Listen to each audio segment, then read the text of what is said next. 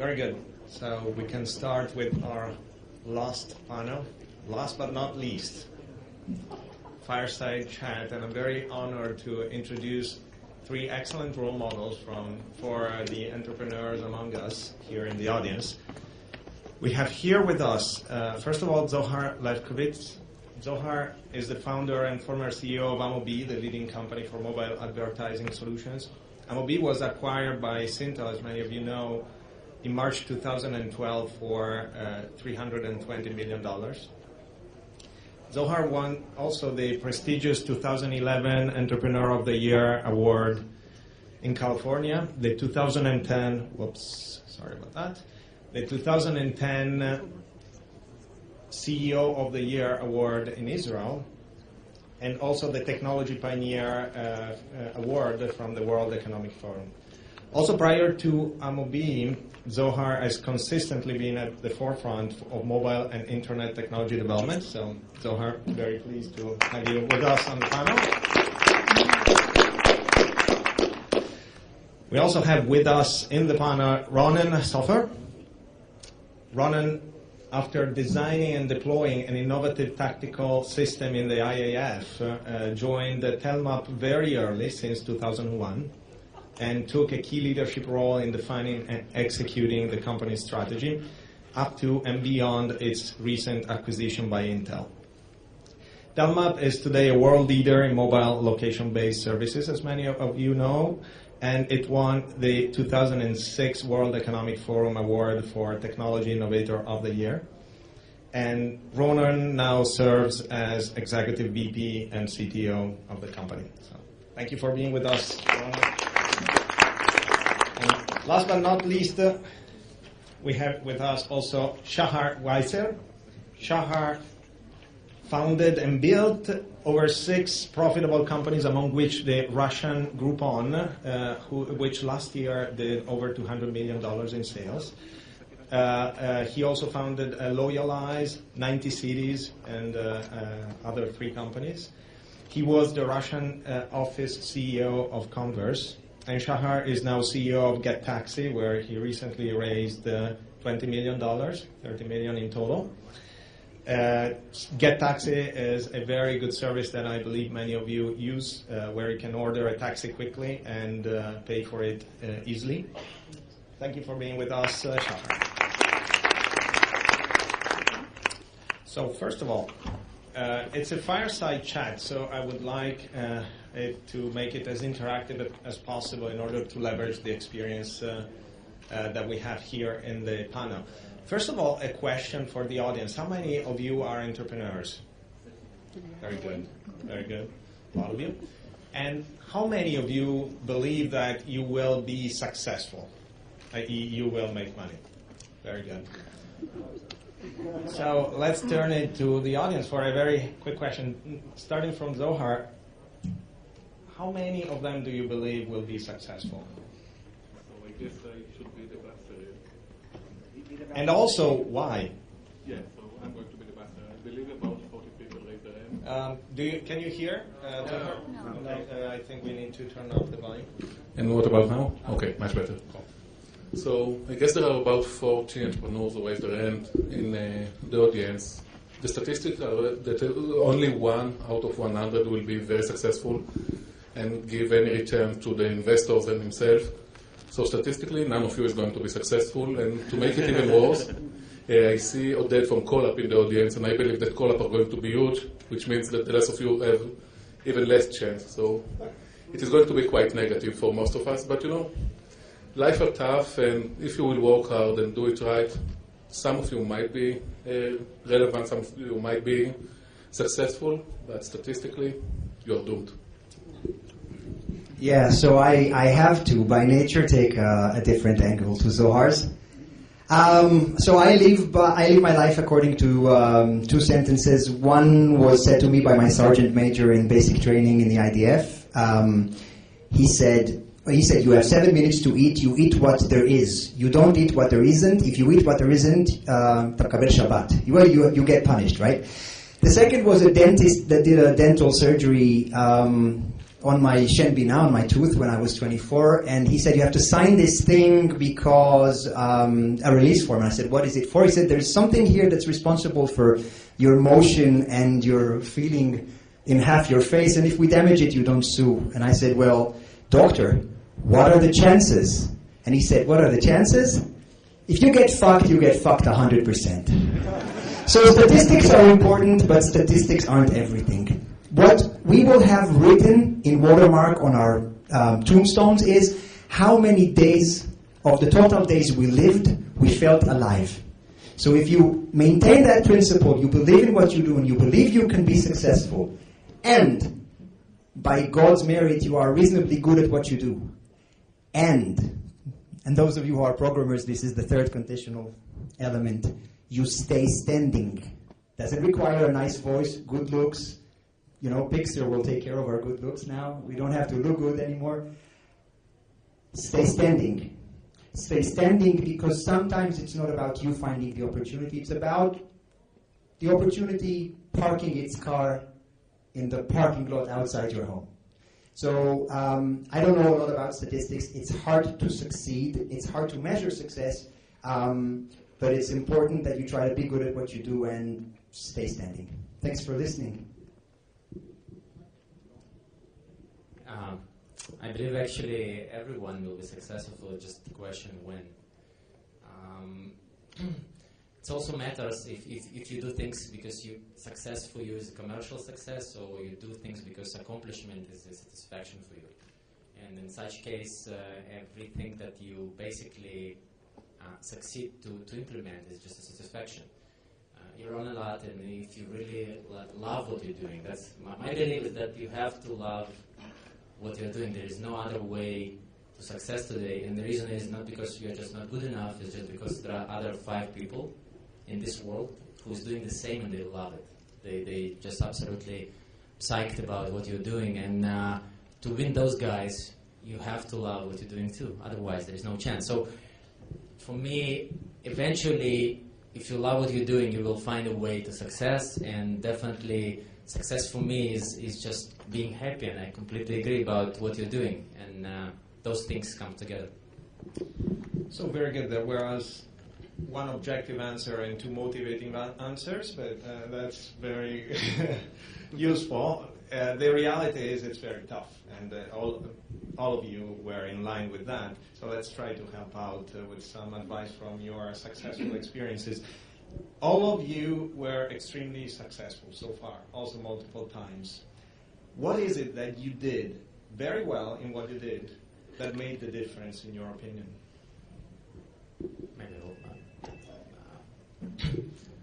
I always have the same answer for this, and I believe it's eventually finding the right people, and it always was. I mean, I have a habit. Then I meet some new person, I always make notes on the contacts, on different tags, so I can find it later. And sometimes when you meet great people, you just literally feel it. You might not have a fit in this moment, but you take notes because there will be a day then you will be doing something new. You will need great people, and that's the only. If I need to pick only one single reason that you might succeed or not succeed is about the team you are building, and everyone knows that. No one doing anything about it.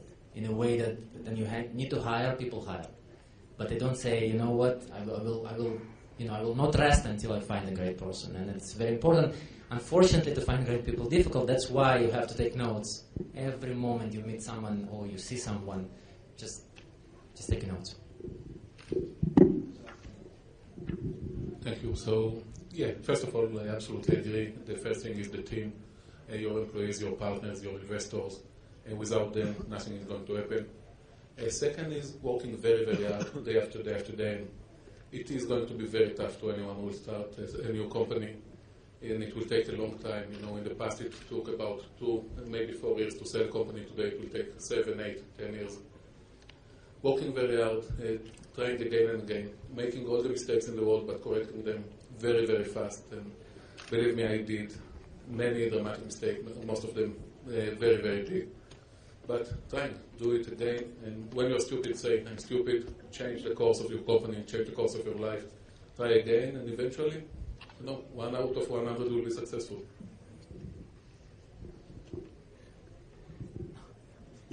did I mention love what you're doing? I mean, you have to.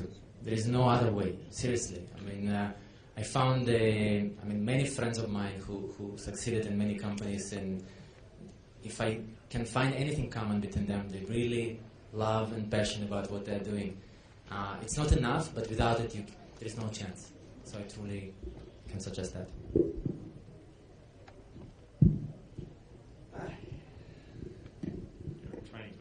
Yes, I'm trying to escape. That is correct. I'm trying to elude. But nobody remembers the question, so you can. Well, yeah. Well, fair enough. I'm not sure I have a lot to add. I think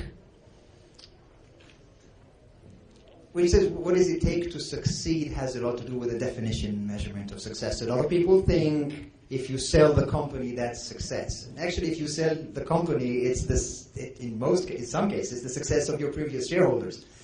If we put aside the financial aspect for a second, the personal financial aspect for a second, selling a company actually raises the bar for your need to succeed and for the acquisition to make sense.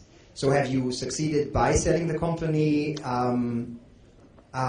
or have you succeeded before that, and what's your need to succeed now or re-succeed in making some of that make sense? I think that's very interesting. I think the first meaning of success these days is that your users are extremely happy and excited about using your application. And I see one guy here who got me excited with Automated. That's you, right? So I was sitting over there, I was excited. And we'll talk, by the way. And some other companies that I saw here. So get your users excited, engaged. That's success. And actually today things have changed, because in Telmap when we started we had that huge need to make revenue quickly. So we went and did all kinds of enterprise location solutions. You know, the first wave of consumer LBS was just about to crash on its head, and people were picking up their teeth from the floor, and we were doing all kinds of enterprise location projects just to make a few $100,000 here and a few $100,000 there to make sense and kind of add logos to our customer portfolio on the website. Today, you can build an app yourself or through affordable or reachable measures and reach users and prove your value to players in the industry or players in the value chain that may or may not be your future shareholders. And I guess when you talk about success, you are the first ones to measure what that means to you. And usually if you are happy by your own KPIs, that will somehow encourage your future shareholders to reveal themselves. And maybe the last thing before I hand the microphone back and stay away from it, hopefully more successfully in the next few minutes, is ego. People will try to bend your fenders. Let them. They're just offenders. But don't let it derail you. Don't let it throw you to the ditch. If you know your shit and know why you're doing this, sometimes it's a good idea to put your ego to a certain extent in the parking lot and not let these things confuse you. And this is coming from someone who works for a company who, let's give a few examples. You can hurt me about them later. Vodafone, our biggest customer, bought one of our biggest competitors in 2005. We put our ego aside. We stayed standing. A year later, they gave us back all the business, and Wayfinder was an open source project lost in the cloud. Google said they'll give navigation for free, and they did. Nokia said, okay, us too. They did it. Yesterday, Apple said it. And somehow, someone still invited me to this panel.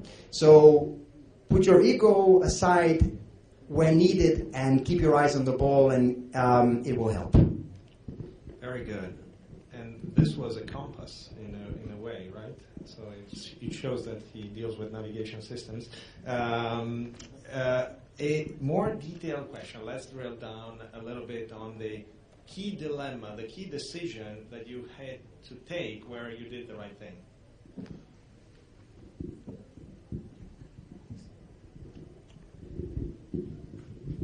So for me, I believe the biggest dilemma ever was when I discovered that the original business model that we picked was just stupid. 7 years ago when we started the company, it was all about mobile operators. And over time, iPhone arrived and many other things, and Nokia and Motorola and BlackBerry and all of them died, and the operator also suffered quite a lot. And eventually we find ourselves with the best customers in the world, or at least the largest customers in the world, the entire Vodafone group, the entire Telefonica group, but no revenues. And let's not put names, but one day I found that the second largest operator in the world with 250 million subscribers is generating for me less revenues than a small, let's call it shitty because we're in Israel, a small application that two teenagers wrote in a garage in Palo Alto. And this entire operator over 4 continents is doing less than this application. And then we understood that, well, we're screwed. Our customers are not going to be the right customers, and we make a big shift. And eventually we even bought an advertising agency. So from technology company, Israel technology company, which we shifted to be an advertising agency, a UK and US advertising agency. And it was a huge dilemma because on one end you have Vodafone, Telefonica, many others operators. On the other end, you have nothing. And you need to decide if you are going to continue in the same track, in the track that your investors gave you the money to go, and you decided to go and you committed your company to go, or changing everything and might lose your company on the way because changing lanes is very, very tough. It is very risky. And we did it. It was successful for us. And by the way, eventually we sold the company to operators. So we started with operators, moved away from them, and came back.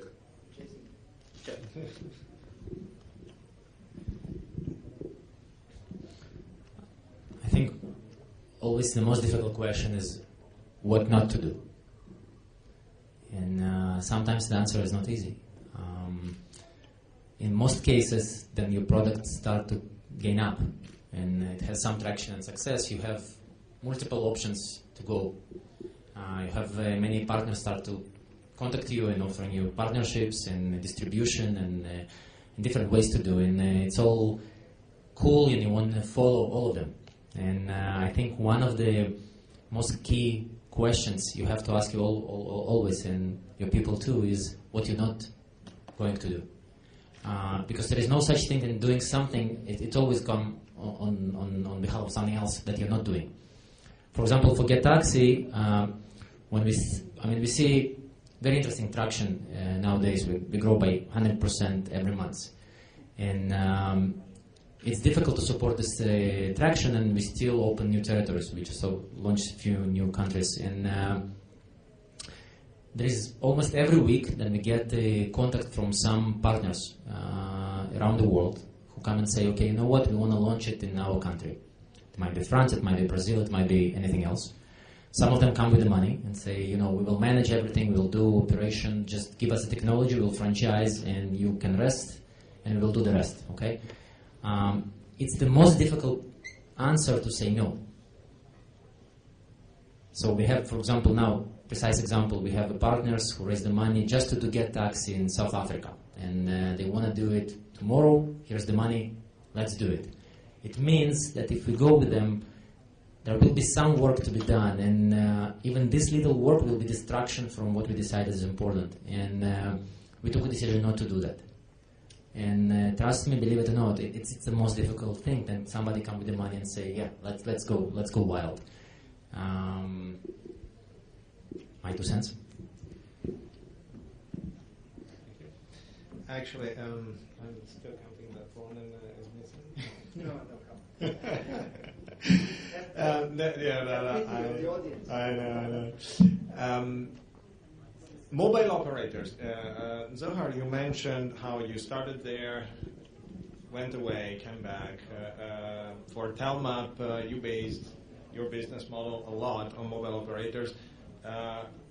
GetTaxi is not, or it is.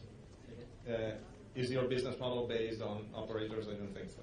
So right, yeah, exactly.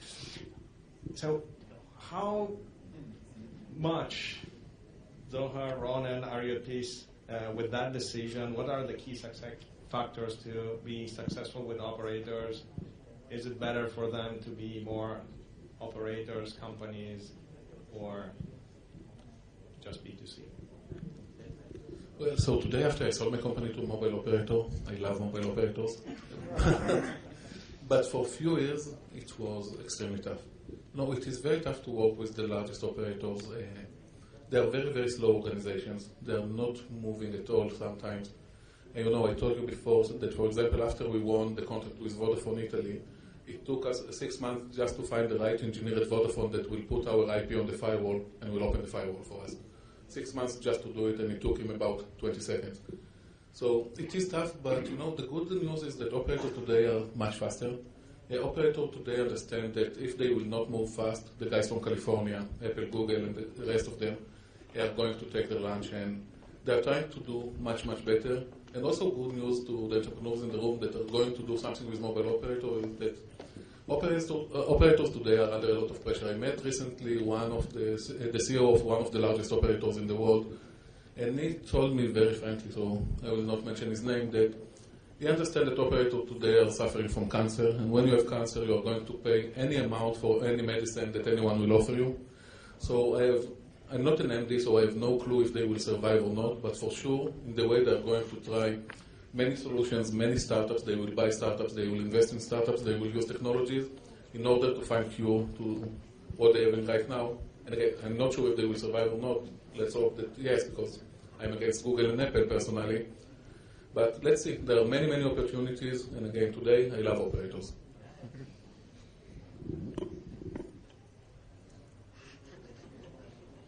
Operators.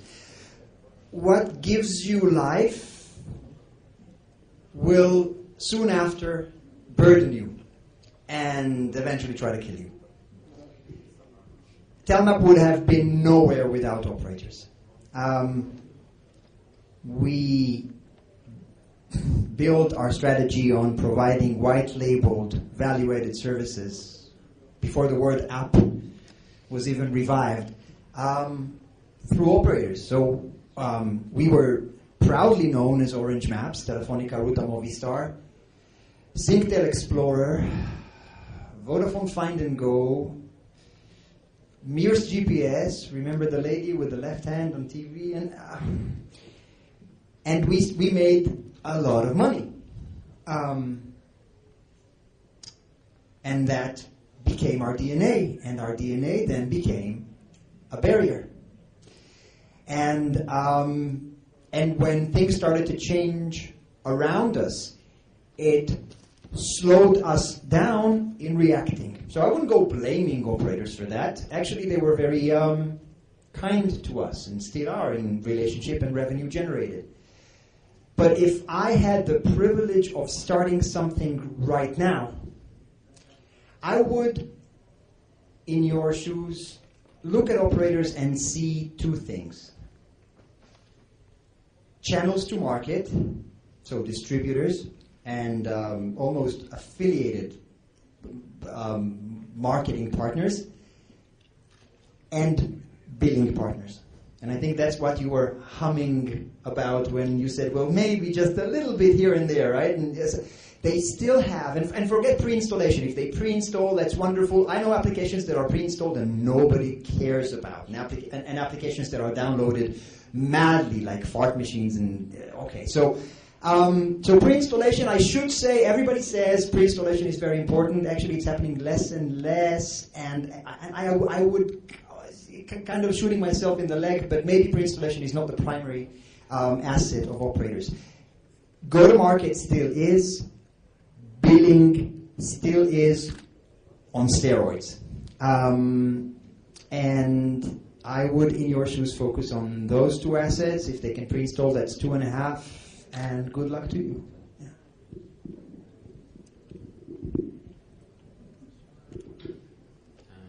I've been working with the telecom for a while, being in Converse, and I think everyone agreed that telecom now in crisis, and crisis is a good thing because then you're desperate, you have an opportunity actually to come something. I mean, they're desperate now to find new ways of distribution, of revenues and services. And if you guys have something unique to offer that basically saver, so it's an opportunity. And they're much more open today with an application more than pre-install, and it's an amazing channel for distribution. We just closed the deal with Cellcom that will be pre-install GetTaxi on every Cellcom smartphone, and I think it's a great channel still. If you just have the right economics and you can offer them something they need, they can work fast. And if they work fast, they have a distribution you can just imagine. So, by the way, work fast is 18 months. Yeah. Don't forget it. We have 4 minutes left. I have a question, but I prefer to open to the audience. Is there anybody that has a question for any of the panelists? Yes? Assume you're beginning of your way. Which steps will you take? I'm sorry? Assume you're in the beginning of your way. Don't have companies, don't have the contact. How do you begin? So, if I understood correctly, how do you begin if you don't have anything? You don't have contacts, you don't have money? I hope an idea to the problem. I'll just quickly say, because I'm holding the mic and you aren't. Although I'm sure if you try to force it out of my hands, I'll mute. I don't think there's a right answer. Maybe you have it, but I do think it's easier now than it was for us. It's easier now because your ability to get visibility, accelerate your presence, acquire users, and then scale up if needed. Today, in the post-Apple kind of self-sustained ecosystem era, I think it's easier now. So I would not build something that is channel-centric, but rather user-centric. Focus everything I have there, whatever I have left, on discoverability and creating the buzz and the distribution to reach an initial phase where I have enough reputation and enough user traction to try and BizDev/corp dev my way to the next phase. That would be it. I would focus less on channels to begin with. So the question was how to start, is that right? Okay, so I have no smart answer to it, but you know there is a sentence in Mivtza Savta. Mivtza Savta is a cult movie in Israel. Yeah, exactly. So the sentence is start as fast as you can and then accelerate slowly. And I'm serious about it. The only way to start is very, very aggressively, very fast. There are many people with the same idea as your idea. You're not the only smart guy in the room. And if you're not going to be the first one, you're going to be the last one, apparently. So do whatever you can, whatever needed, you know. Call any VC that you can, call any customer, call your friends. I don't know. There is no smart answer, no right answer, but do it very fast. Thank you very much. I think it was very useful and very productive, and congratulations to all of our panelists. Thank you.